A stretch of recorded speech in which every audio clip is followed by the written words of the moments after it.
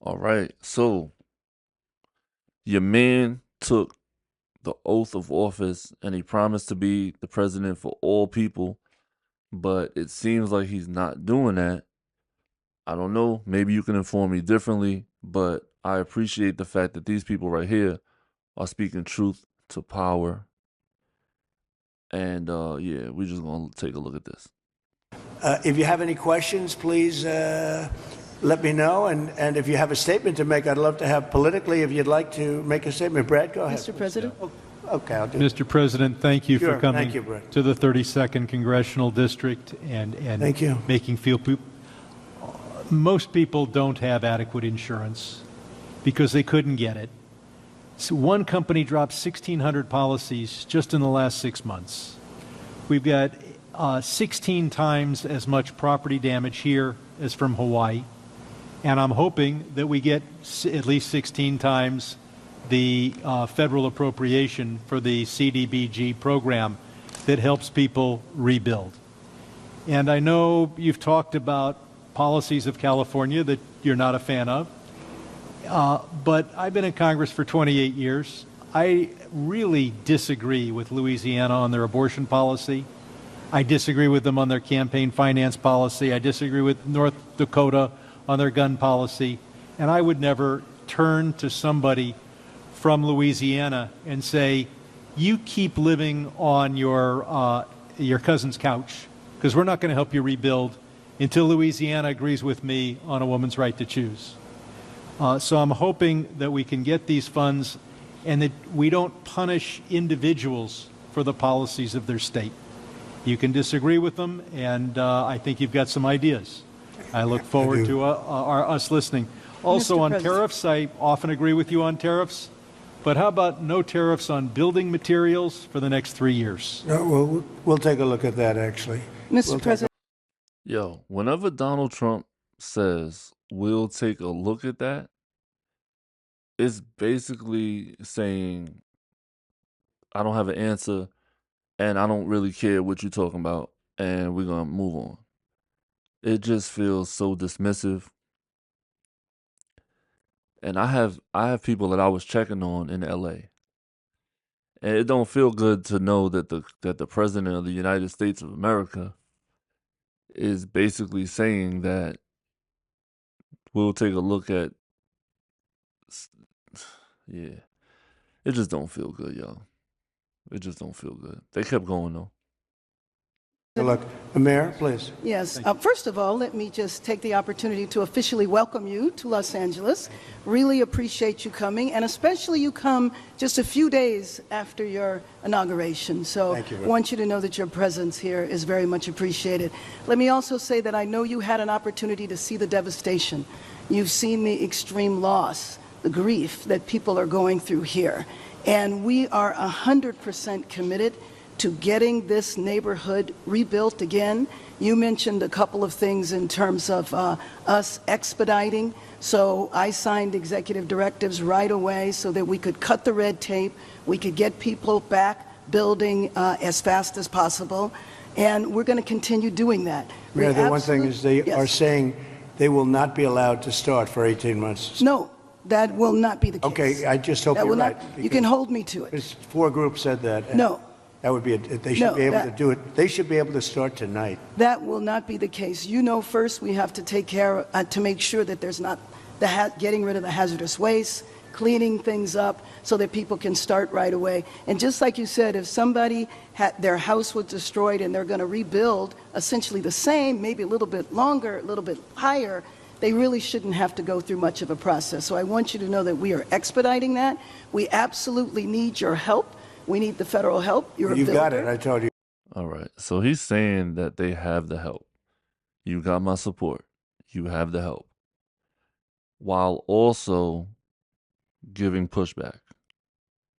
I just need y'all to pay attention to that. Especially if you have friends or family that are in an area that was affected by the LA fires. The LA fires was a serious situation. It's very sad. I don't understand how you could turn this into a political issue. let me correct myself. I understand how you could turn it into a political issue. I don't see how you can politicize it, if that makes sense to you. You will have no permit problem. There will be zero delay. And as far as I'm concerned, you already have the permits. And the resource. I am more worried because I met at least 8 groups of homeowners, and I'm much more worried about the fact that they said it's 18 months exactly, and they were devastated. They want to start now. They want to start removing things. They're not allowed to do it now. All right. So, yeah. This is what's happening right now. So you might just hear him and you might think that he's rambling or whatever. There is some validity to what he's saying.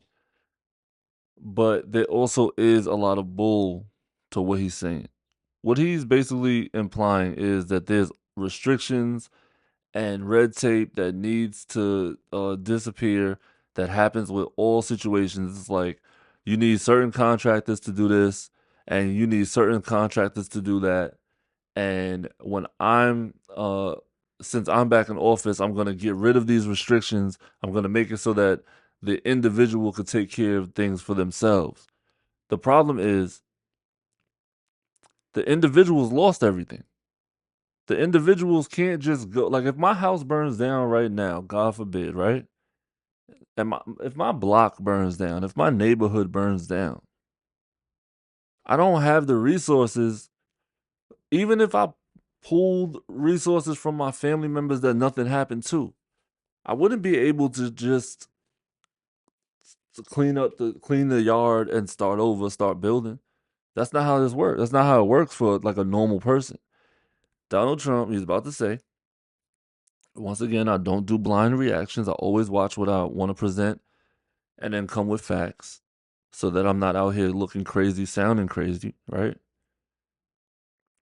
What Donald Trump is expressing is that this is what I would do if it happened to me. The problem is he's always been a millionaire. The average person can't do what you would have always done. The average person can't do what you will do because the average person doesn't have the resources to just come clean up the debris and get a team of people to clean up the debris and then start building within 24 hours. That's not normal. You have to acknowledge that. Now, and you mentioned hazardous waste. Well, the hazardous waste, what's hazardous waste? I mean, you're going to have to define that. We're going to go through a whole series of questions on determining what's hazardous. Nope. I just think you have to allow the people to go on their site and start the process tonight. And we will. Okay, good. You can come back and check. Mr. President? Yes. I'm Congressmember Judy Chu, and I represent the areas of Altadena and Pasadena. Yes.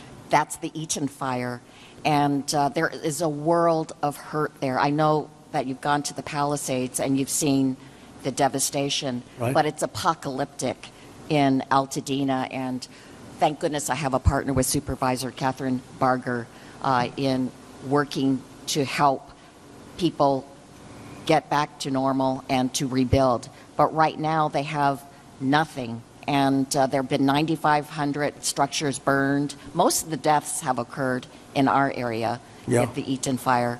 And thousands of people are without homes. And these are working people. These are working class people. They are people like Dr. Jackie Jacobs, who was an educator all her life and then finally became the first black administrator of her educational institution, Pasadena City College, and then retired, now 88 years old, and then her home of 30 years burned in Altadena. Yeah. She has nothing. She left with only the clothes on her back. She has nothing.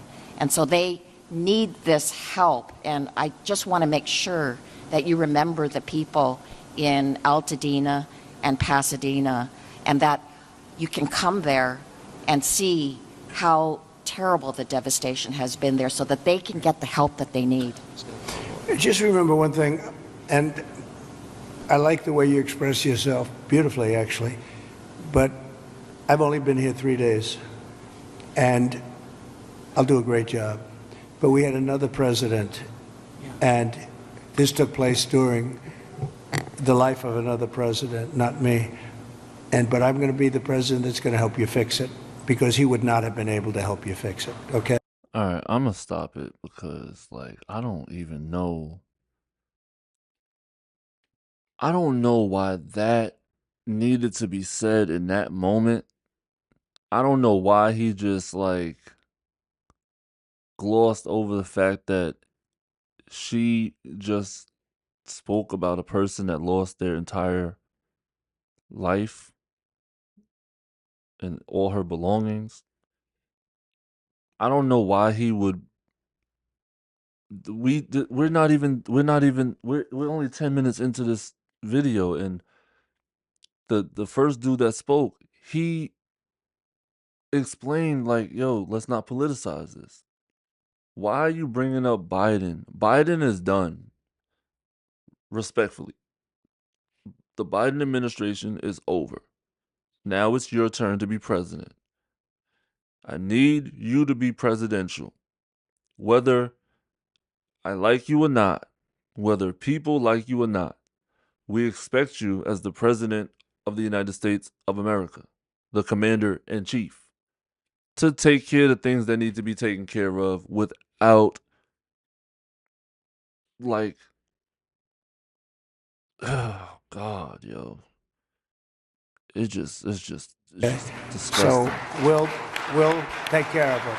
We'll take care of it, and we'll work closely. Why do you applaud this? Yeah. Why does this get We'll work applauded? closely, and I know your community was really devastated, incredibly. So we understand that. Thank you very much. Mr. President, I'm just going to follow up. Supervisor Yes, please, go Kappenberger, and I also represent Altadena. And what I tell people is, people of Altadena are the exact people you talked to when you were running.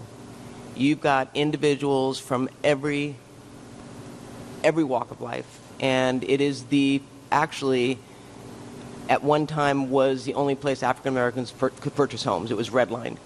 And so you've got a lot of generational wealth there. And one of the commitments I've made, and we've had meetings with some of your people in HUD that you've got there now, to work with them and work with your administration to see how we can help. And I've been pleasantly surprised. I know on HUD we've got some asks that we are going to be working with you on.